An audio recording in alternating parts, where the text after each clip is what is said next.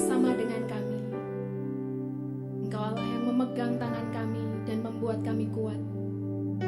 Engkau satu-satunya pribadi yang kami tuju.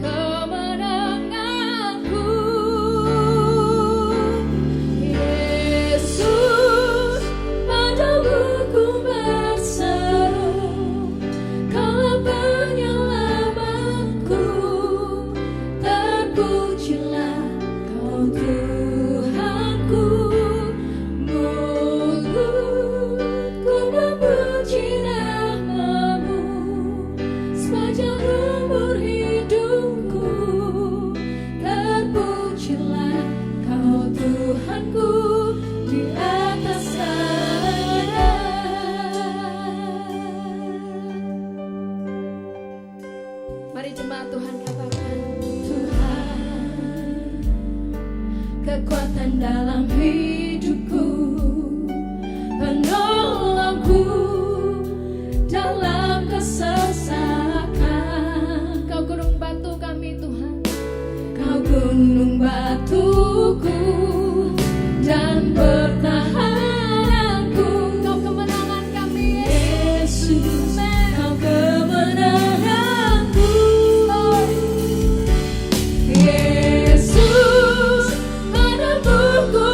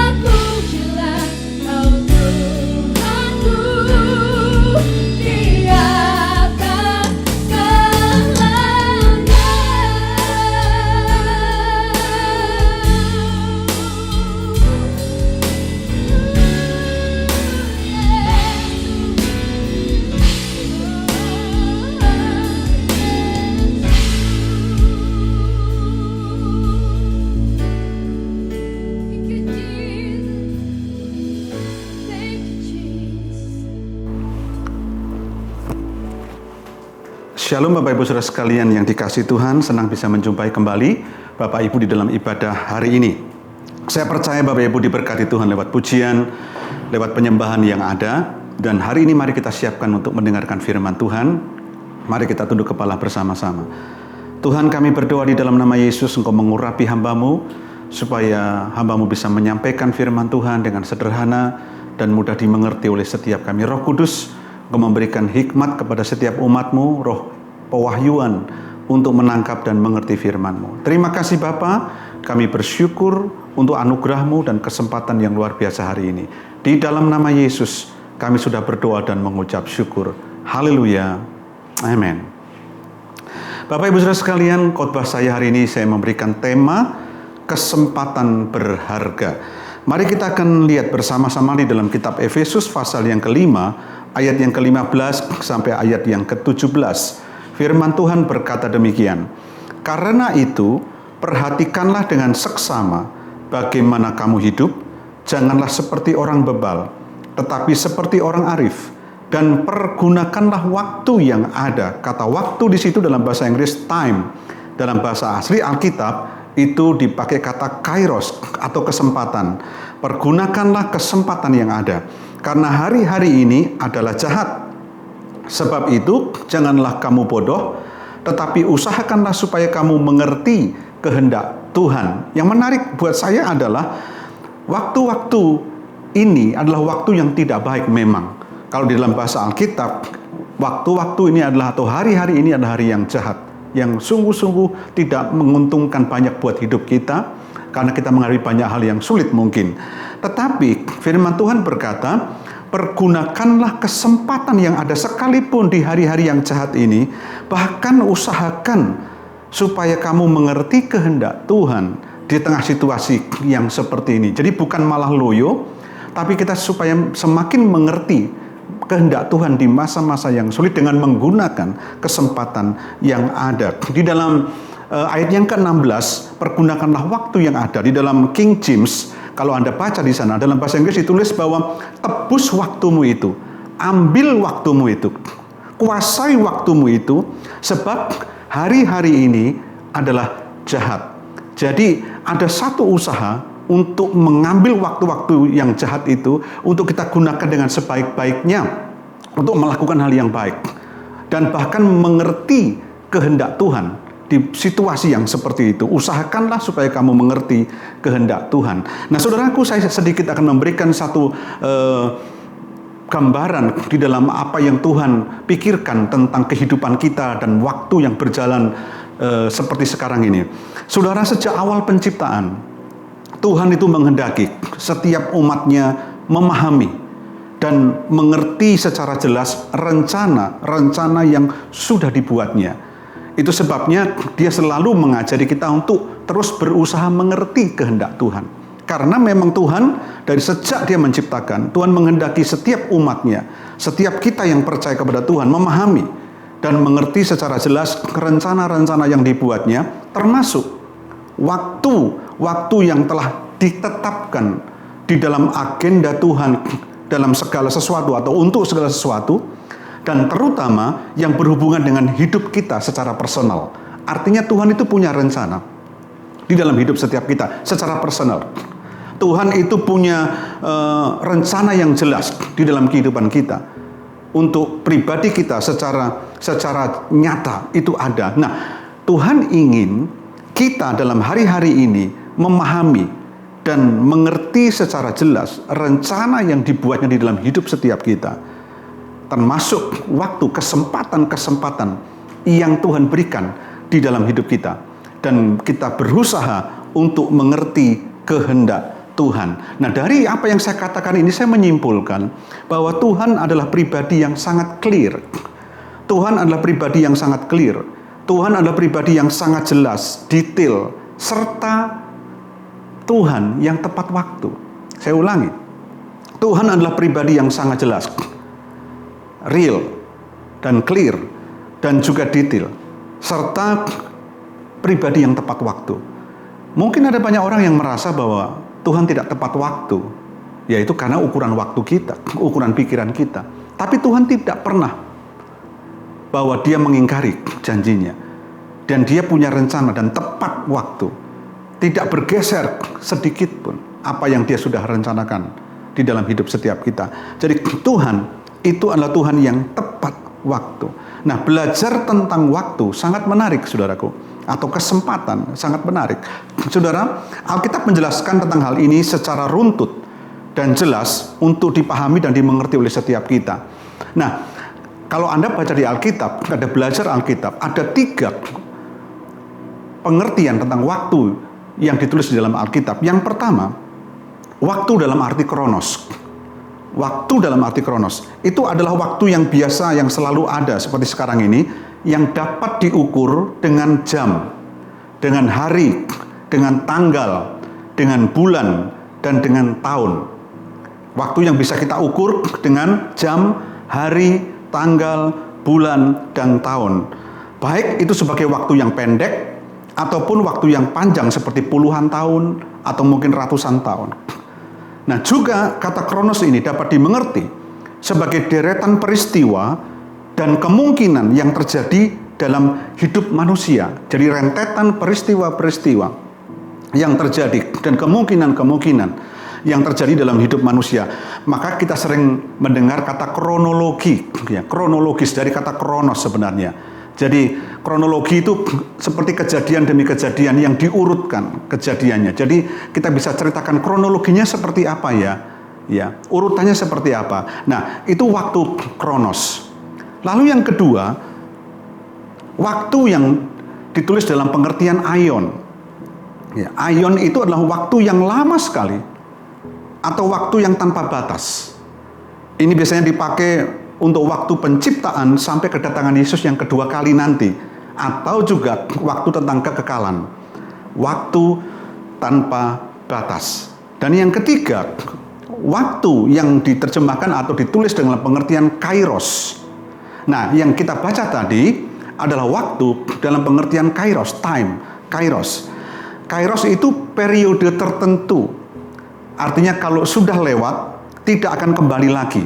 Nah, ini disebut kesempatan, atau orang seringkali menyebut juga momentum, saat yang tepat, waktu yang tepat. Nah, ini kairos. Jadi ketika ayat ini berkata, pergunakanlah waktu yang ada, tebus waktu yang ada, ambil waktu yang ada, ya, dengan sebaik-baiknya, pergunakan dengan sebaik-baiknya. Itu kata waktu di situ, itu kairos, kesempatan yang ada. Nah, sadarkah saudara bahwa dalam kehidupan ini selalu ada kesempatan-kesempatan yang Tuhan berikan dalam hidup kita untuk kita lebih mengerti, lebih bertumbuh, bahkan lebih daripada yang sebelumnya, untuk menggunakan kesempatan-kesempatan itu dengan baik. Kan kadang-kadang mungkin itu tidak kembali lagi kesempatan yang sama itu. Nah, ketika kita berbicara tentang waktu dalam pengertian kairos atau kesempatan ini, atau momentum ini, maka kita sadari bahwa di dalam waktu kronos, di dalam waktu yang kita dapat ukur dengan jam, bulan, tanggal, dan sebagainya tadi, di dalamnya ada kairos. Jadi waktu yang kuantitas kita jalani ini ada jam, ada bulan, tanggal, tahun, dan seterusnya yang kita jalani, itu sebenarnya waktu kronos. Tetapi di dalam waktu kronos itu ada kairos. Ada kesempatan-kesempatan yang Tuhan izinkan datang di dalam hidup kita, di mana kita bisa menggunakan kesempatan dengan baik, sehingga hidup kita semakin lebih luar biasa, sehingga hidup kita semakin mengerti kehendak Tuhan. Jadi saya berkata, ada waktunya Tuhan membuka pintu masuk bagi kita dalam sebuah kesempatan atau momentum dalam hal-hal tertentu. Hal tersebut bisa saja sebuah kesempatan yang baik yang datang mungkin cuma sekali saja buat hidup kita. Nah, saudaraku, jangan pernah anggap remeh waktu yang kita dapat ukur dengan jam, tanggal, dan sebagainya kronos tadi. Karena di dalamnya itu ada kairos. Di dalamnya itu ada kesempatan. Tuhan berikan kesempatan-kesempatan supaya kita bisa hidup lebih baik. Kita lebih mengerti kehendak Tuhan. Kita gunakan dengan baik kesempatan-kesempatan itu.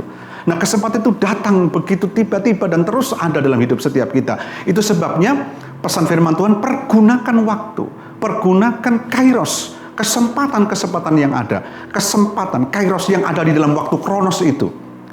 di jam, yang kita dapat ukur dengan jam, tahun, bulan, dan sebagainya itu. Di dalamnya itu bukan hanya bicara soal waktu yang bergulir saja, tapi di dalamnya ada kairos, ada kesempatan-kesempatan yang Tuhan berikan di dalam hidup kita untuk membuat hidup kita lebih bertumbuh, hidup kita lebih mengenal Tuhan, hidup kita lebih baik daripada yang sebelumnya, dan kita bisa mengerti kehendak Tuhan di dalam hidup kita. Nah, saudaraku, Alkitab mencatat bahwa Tuhan seringkali disebut Bapa. Kata Bapa itu sudah menunjukkan sesuatu hubungan, relasi yang sangat dekat, sebutan yang sangat-sangat intim sekali. Nah, saudaraku, Tuhan sebagai Bapa yang baik itu telah memberikan kesempatan atau momentum kepada setiap kita. Dan Tuhan sebagai Bapa yang baik itu menginginkan kita mampu menangkap kesempatan itu dan mempergunakan dengan sebaik-baiknya seturut kebenaran firman Tuhan. Saya ulangi lagi. Tuhan sebagai Bapa yang baik itu telah memberikan kesempatan demi kesempatan, momentum demi momentum di dalam kehidupan kita. Dan Tuhan ingin setiap kita, anak-anaknya, bisa menangkapnya, mampu menangkapnya, serta menggunakan kesempatan itu dengan sebaik-baiknya, seturut kebenaran firman Tuhan, sehingga kita semakin mengerti kehendak Tuhan di dalam hidup kita. Jadi bergulirnya waktu tidak berjalan percuma buat hidup kita, tapi bergulirnya waktu kita bisa menggunakan kesempatan-kesempatan yang ada untuk semakin hidup kita berkenan dan semakin mengerti kehendak Tuhan di dalam hidup setiap kita. Nah, saudaraku yang dikasihi Tuhan, saya memberikan gambaran begini. Anda perlu mengerti bahwa setiap kita adalah pemeran yang sangat penting dalam sejarah kehidupan kita. Jadi, sejarah kehidupan kita itu, pemeran yang penting atau pemeran utama yang sangat penting adalah diri kita. Diri kita. Jadi kalau kita berbicara tentang sejarah kehidupan kita, tidak pernah bisa lepas daripada diri kita. Kita tidak pernah bisa keluar dari keberadaan diri kita sendiri. Kita tidak dapat menjalankan kehidupan melebihi siapa kita dan di mana kita. Saya ulangi, kita tidak dapat menjalankan kehidupan melebihi siapa kita dan di mana kita. Jadi kehidupan kita tidak akan pernah jauh lebih baik kalau diri kita memang tidak baik dan tidak menggunakan kesempatan dengan baik. Posisi kita, di mana kita berada, hidup kita hari ini, dan siapa kita yang sesungguhnya, itu penting. Itu yang akan membawa terus dalam kehidupan kita berjalan seiring dengan kita bertumbuh tentang siapa kita dan di mana kita. Oleh sebab itu, bagaimana hubungan kita dengan Tuhan? Kalau kita bicara soal siapa kita, bagaimana hubungan kita dengan Tuhan? Dan proses pertumbuhan rohani kita dengan Tuhan, itu menjadi kunci untuk menemukan kesempatan yang berharga yang Tuhan berikan bagi kita. Saya ulangi. Bagaimana hubungan kita dengan Tuhan dan proses pertumbuhan rohani kita menjadi kunci untuk menemukan kesempatan yang berharga yang Tuhan berikan bagi kita. Oleh sebab itu, mungkin kita jumpai banyak orang yang tidak menggunakan kesempatan dengan baik yang Tuhan berikan dalam hidup mereka. Karena apa? Karena mereka tidak memiliki sebuah hubungan dan proses pertumbuhan kita dengan Tuhan seperti apa. Itu yang menentukan. Makanya saudaraku, kita tidak akan pernah bisa, perjalanan kita tidak akan pernah bisa melebihi, perhatikan, tidak akan pernah bisa melebihi siapa kita dan di mana kita. Siapa kita ini bicara soal bagaimana hubungan kita dengan Tuhan. Dan di mana kita, itu bicara soal proses pertumbuhan rohani kita. Ada di mana pertumbuhan rohani kita? Nah, ini yang menjadi kunci kita untuk menemukan kesempatan yang berharga yang Tuhan berikan bagi kita. Tuhan selalu memberikan kesempatan. Banyak kita terlewatkan kesempatan-kesempatan itu. Banyak terlewatkan dari kehidupan kita.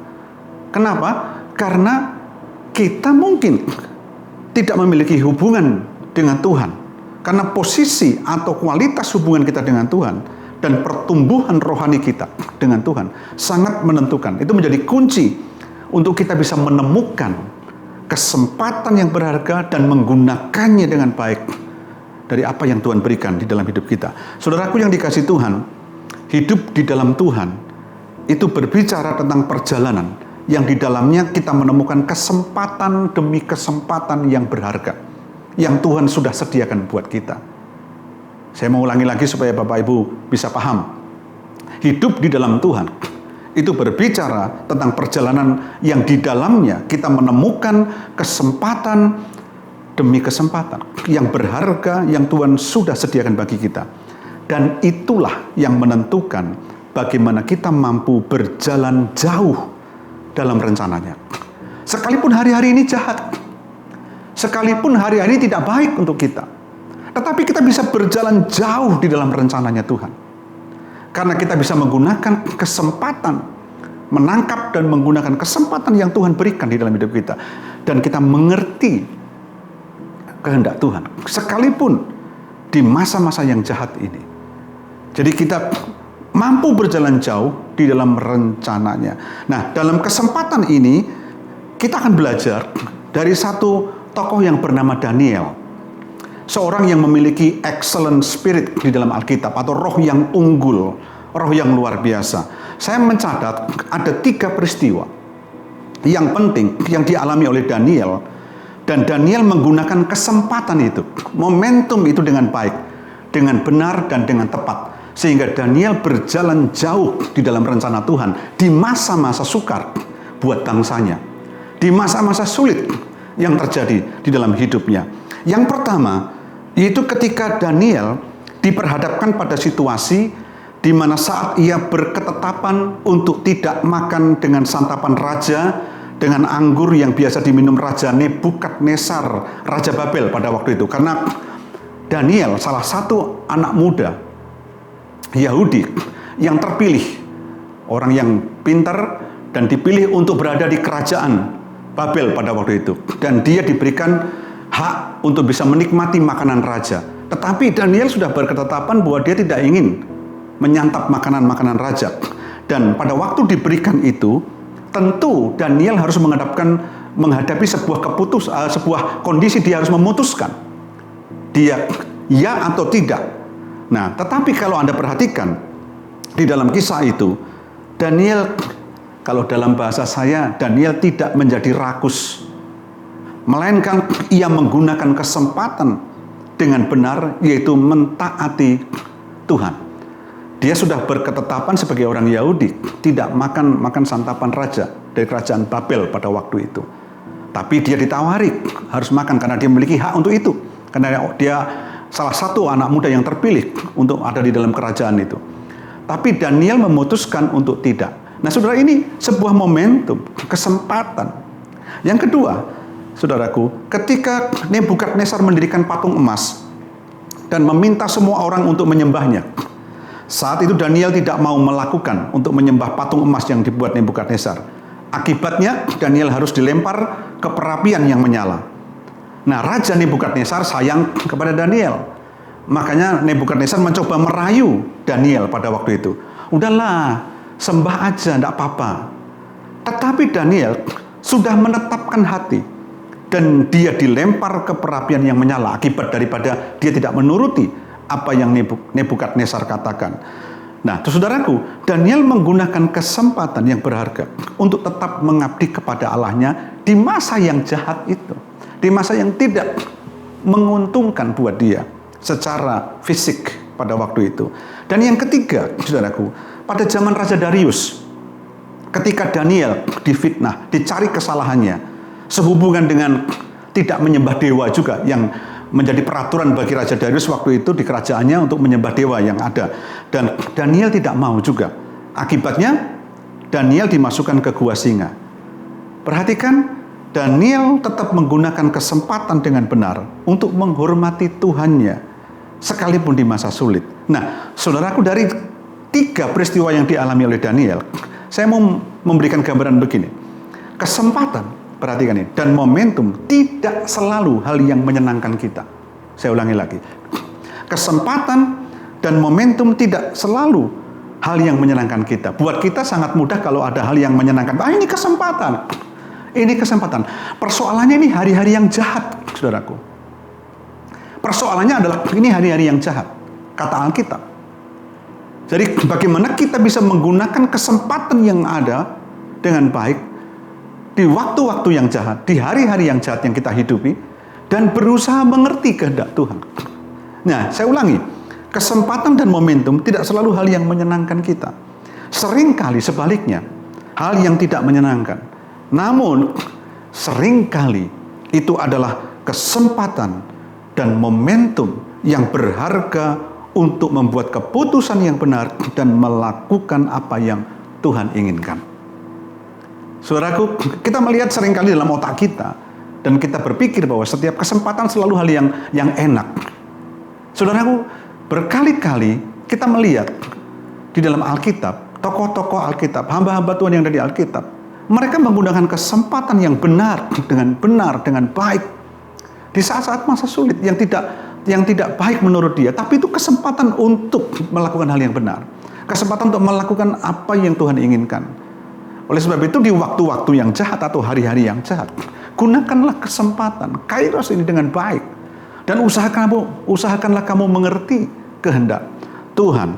Nah, saudaraku yang dikasihi Tuhan, kalau Anda bertanya, apa kuncinya keberhasilan Daniel? Padahal itu sulit loh. Padahal saat dia harus menghadapi hukuman, tapi dia tetap menggunakan kesempatan dengan benar dan mengerti kehendak Tuhan dan berjalan jauh dalam rencana Tuhan. Bagaimana bisa mengerti itu? Salah satu kunci keberhasilan Daniel adalah ini perhatikan dan dengarkan baik-baik, yaitu keaslian, autentik, ya, keaslian hidup dalam kebenaran yang dia hidupi dengan Tuhannya.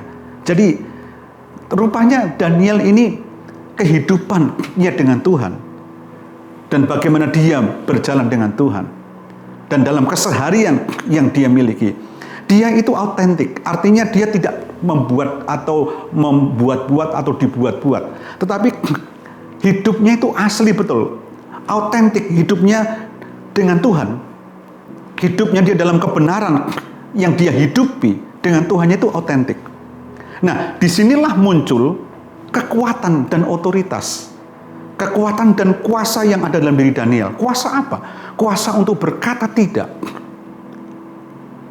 untuk hal-hal yang bisa menyenangkan dirinya pada waktu itu.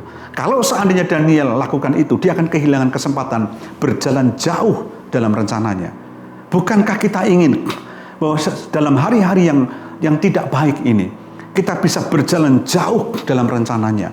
Sekalipun hari-hari ini adalah hari yang jahat, tapi kita bisa berjalan jauh. Nah, menurut Alkitab, dan kita belajar dari Daniel, keaslian hidup dalam kebenaran, keautentikan hidupnya dia dalam kebenaran yang dia hidupi dengan Tuhan, itulah yang menjadi sebuah kekuatan dan otoritas. Saudara, kalau Anda lihat barang palsu, barang yang tidak otentik, tidak original, tidak asli, kelihatannya itu baik. Mau diusahakan kayak apapun, mau dibersihin kayak apapun, kalau barang itu palsu, tentu pada saat-saat tertentu, saudaraku, ketika menghadapi ujian-ujian, maka keadaan tertentu barang itu akan cepat rusak, akan kelihatan aslinya. Tetapi kalau barang itu autentik, original, asli, maka sesuai dengan kapasitas, kualitas dibuatnya barang itu, maka dia akan bisa melewati ujian-ujian yang ada. Nah, dengan demikian juga hidup kita. Keaslian hidup kita dengan Tuhan, bagaimana kita hidup dalam kebenaran yang kita hidupi setiap hari bersama dengan Tuhan, itu menjadi kunci kekuatan bagaimana kita memiliki otoritas, memiliki kuasa yang ada dalam diri kita, kuasa untuk menghadapi segala sesuatu. Nah, saudaraku yang dikasihi Tuhan, kekuatan dan otoritas dalam diri kita lahir atau datang sedikit dari kemampuan kita. Jadi munculnya kekuatan dan otoritas atau kuasa dalam hidup kita itu lahir datang sedikit dari kemampuan kita. Hanya sedikit. Kalau Anda merasa aku mampu, aku punya talenta ini, punya ini semua, itu hanya sedikit aja. Tetapi jauh lebih besar lahir dan datang dari keaslian hidup dalam kebenaran yang kita hidupi bersama dengan Tuhan. Jadi kalau ada orang yang membanggakan, saya punya talenta, saya punya ini, punya ini, saya akan bisa lewati dan saya akan bisa berjalan jauh untuk mengerti rencana Tuhan. Tidak, itu hanya sedikit saja. Tanpa mengecilkan arti talenta dan semua apa yang ada dalam diri kita, sedikit. Tetapi keaslian hidup kita dengan Tuhan, bagaimana kita berjalan dalam kebenaran bersama dengan Tuhan, dan kemudian bagaimana kita sungguh-sungguh di situ. Itulah keautentikan inilah yang menjadi kunci bagaimana kita bisa berjalan jauh. Kita memiliki otoritas, kita memiliki kuasa, dan kita memiliki kekuatan. Nah, saudaraku, gunakan kesempatan dengan baik hari-hari ini. Mungkin satu kali kesempatan yang ada ini tidak akan terulang lagi. Tapi setiap waktu yang kita jalani di waktu kronos itu, yaitu di jam yang kita dapat ukur jam, tanggal, tahun, dan bulan, gitu. Di dalamnya ada kairos. Tuhan memberikan kesempatan. Jangan biarkan waktu hanya bergulir dari waktu ke waktu saja, hari ke hari, bangun pagi. Tetapi gunakan kita mengerti kehendak Tuhan di waktu-waktu itu. Karena di dalam waktu itu ada kairosnya Tuhan. Ada kesempatan. Ada kesempatan. Pergunakan itu. Sekalipun di hari-hari yang jahat. Maka Anda dan saya bisa berjalan jauh dalam rencana Tuhan. Sekalipun di situasi yang tidak menguntungkan buat kita. Nah, saudaraku, seringkali kita diperhadapkan dengan berbagai kesempatan yang berharga di dalam hidup ini. Tapi seringkali juga kita mengabaikannya dan tidak menggunakannya dengan benar. Saudaraku, ketika situasi tidak mendukung, kondisinya seperti ini. Apakah kita lebih memilih kompromi atau memilih yang berkenan kepada Tuhan? Daniel bisa memilih berkompromi karena dia tahu resiko bahwa kalau dia tidak lakukan sesuai dengan apa yang dimaksudkan raja, baik Raja Nebukadnezar atau Darius, dia harus menerima konsekuensi hukuman.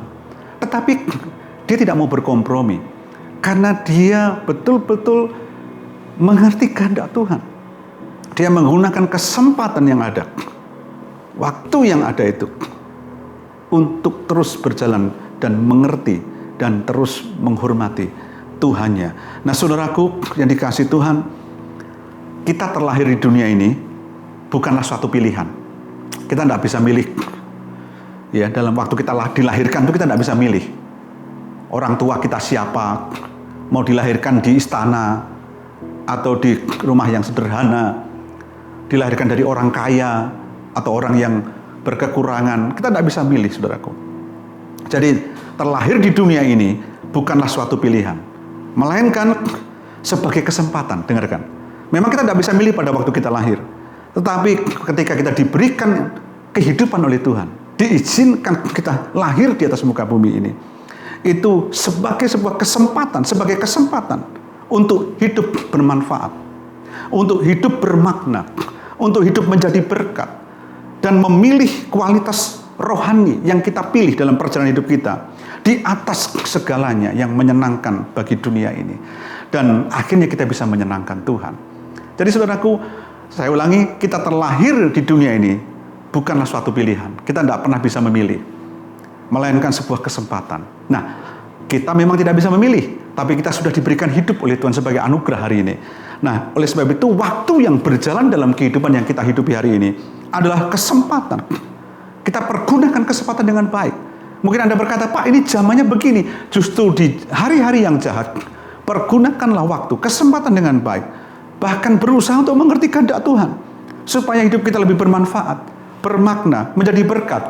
Kualitas rohani mulai bertumbuh terus dan kita mulai menunjukkan kualitas rohani yang luar biasa sehingga kita bisa berjalan jauh dalam rencananya di masa-masa yang sukar dan bahkan hari-hari yang jahat ini.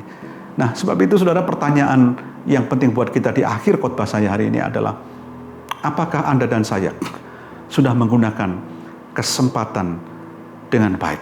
Kita sudah tebus, artinya kita ambil, kita kuasai waktu yang ada, kita gunakan dengan sebaik-baiknya, sekalipun di hari-hari yang jahat. Dan saya percaya, ketika Anda menggunakan itu dengan baik, dan Anda sungguh-sungguh tetap menghormati Tuhan, sekalipun ada godaan, ada kompromi di situ, seperti Daniel, tapi Anda tetap menghidupi, Anda menggunakan kesempatan untuk hidup benar, Anda menggunakan kesempatan untuk hidup sesuai dengan apa yang Tuhan mau, Anda akan berjalan jauh dalam rencananya, sekalipun di masa sulit dan hari-hari yang jahat. Biarlah kiranya firman ini memberkati Bapak, Ibu, Saudara sekalian. Mari kita akan tunduk kepala dan kita berdoa bersama-sama. Haleluya. Terima kasih Tuhan, terima kasih. Tuhan, kami bersyukur untuk hari ini, untuk firman-Mu yang hamba-Mu sudah sampaikan. Biarlah setiap firman yang didengar ini boleh memberkati, menguatkan, dan meneguhkan, mengingatkan setiap kami bahwa waktu yang bergulir, waktu kronos yang kami hidupi ini Tuhan, dari yang kami dapat ukur dari tahun, tanggal, jam, dan bulan, dan sebagainya. Di dalamnya ada kairos, ada kesempatan-kesempatan yang Tuhan berikan dalam hidup kami. Biarlah sekalipun di hari-hari yang jahat, kami akan menggunakan kesempatan ini dengan baik, sesuai dengan apa yang Tuhan inginkan, supaya kami bisa berjalan jauh. Kami mengerti kehendak Tuhan, sekalipun di masa-masa yang sulit, di hari-hari yang jahat, kami bisa berjalan jauh dalam rencana-Mu. Terima kasih Tuhan, kami siapkan juga hati kami saat ini untuk masuk dalam perjamuan kudus. Tuhan, urapi kami, tahirkan hidup kami, kuduskan hidup kami, sehingga kami boleh layak masuk dalam perjamuan kudus. Berkati setiap umat-Mu hari ini Tuhan. Terima kasih Bapa, terima kasih, kami bersyukur. Bapak Ibu Saudara sekalian, mari kita sungguh-sungguh datang kepada Tuhan. Mari kita akan berdoa bersama dengan keluarga kita masing-masing. Kita tunduk kepala dan kita bawa hidup kita untuk kita serahkan kepada Tuhan. Sebab Tuhanlah pemilik kehidupan kita. Dan Dia adalah Tuhan yang memberikan rencana yang luar biasa dalam hidup setiap kita. Bahkan kesempatan yang Tuhan berikan buat kita, mari kita gunakan dengan sebaik-baiknya. Mari kita akan bawa perjamuan kudus ini supaya sungguh memberkati hidup kita. Kita datang kepada Tuhan secara pribadi dan mari kita berdoa. Kalau sekiranya ada pelanggaran dan dosa yang kita pernah perbuat dan belum kita akui, mari kita datang kepada Tuhan. Kita mengakuinya dan kita minta Roh Kudus untuk menjamah hidup kita dan memulihkan hidup kita. Terima kasih kira pasyapatakan alamarama pasyatakan alamarama kira lapasyiti kira alamarama. Bapak Ibu Saudara sekalian, mari kita akan angkat roti di atas kepala kita. Firman Tuhan berkata demikian. Sebab apa yang telah kuteruskan kepadamu, telah aku terima dari Tuhan, yaitu bahwa Tuhan Yesus pada malam waktu Ia diserahkan, mengambil roti, dan sesudah itu Ia mengucap syukur atasnya. Ia memecah-mecahkannya dan berkata, inilah tubuhku yang diserahkan bagi kamu. Perbuatlah ini menjadi peringatan akan aku. Saudaraku, tidak ada kasih yang sempurna seperti kasih-Nya kepada setiap kita. Sampai hari ini, di waktu-waktu yang jahat, di hari-hari yang jahat, Dia menyertai kita. Dan Dia selalu menuntun kita. Mari bawa hati kita untuk bersyukur kalau kita memiliki Tuhan Yesus di dalam hidup kita. Yang bukan hanya menyertai kita di atas muka bumi ini, tapi juga Dia memberikan tempat surga buat setiap kita yang percaya. Pengorbanannya lebih dari segala-galanya. Mari kita hargai, mari kita mengucap syukur, dan kita akan makan roti ini di dalam nama Tuhan Yesus.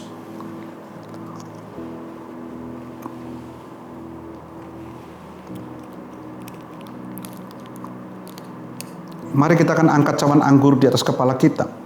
Firman Tuhan berkata demikian. Demikian juga Ia mengambil cawan sesudah makan, lalu berkata, cawan ini adalah perjanjian baru yang dimeteraikan oleh darahku. Perbuatlah ini setiap kali kamu meminumnya, menjadi peringatan akan aku. Sebab setiap kali kamu makan roti ini dan minum cawan ini, kamu memberitakan kematian Tuhan sampai Ia datang. Mari kita akan minum di dalam nama Tuhan Yesus.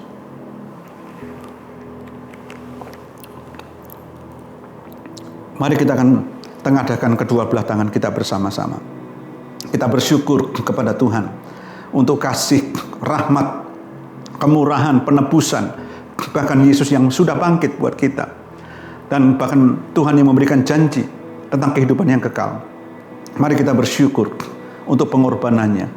Apa yang Dia sudah berikan dalam hidup kita, kasih-Nya sempurna buat setiap kita hari ini. Terima kasih Tuhan, terima kasih. Terima kasih. Kami bersyukur Tuhan hari ini. Berkati kami. Dan terus Engkau mengurapi kami. Jadikan kami umat-Mu yang berkenan di hati-Mu Tuhan. Terus kami berjalan dalam kehendak-Mu, dalam rencana-Mu. waktu-waktu tersisa dalam kehidupan kami, di depan kami akan pergunakan dengan sebaik-baiknya untuk lebih kami mengasihi Engkau. Bahkan kami mengerti kehendak Tuhan, lebih mengerti lagi kehendak Tuhan. Sekalipun di hari-hari yang jahat ini, kami akan berjalan jauh dalam rencana-Mu. Terima kasih Tuhan, berkati setiap umat-Mu hari ini. Dalam nama Tuhan Yesus. Haleluya. Amin. Kaulah sumberku waktu,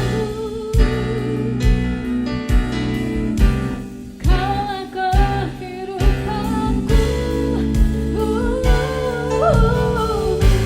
kaulah pertahananku. Ku percaya padamu.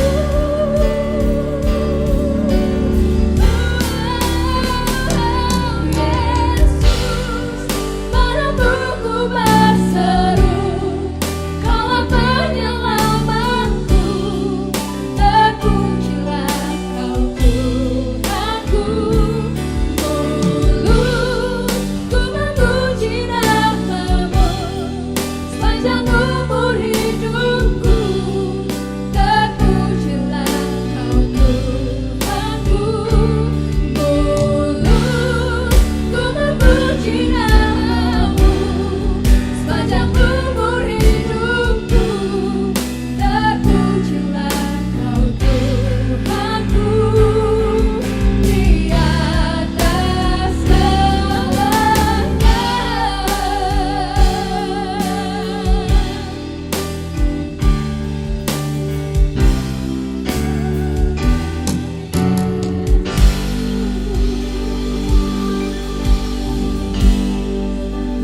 Saya percaya Bapak Ibu Saudara diberkati oleh Tuhan lewat ibadah ini, lewat pujian, penyembahan, dan juga firman Tuhan.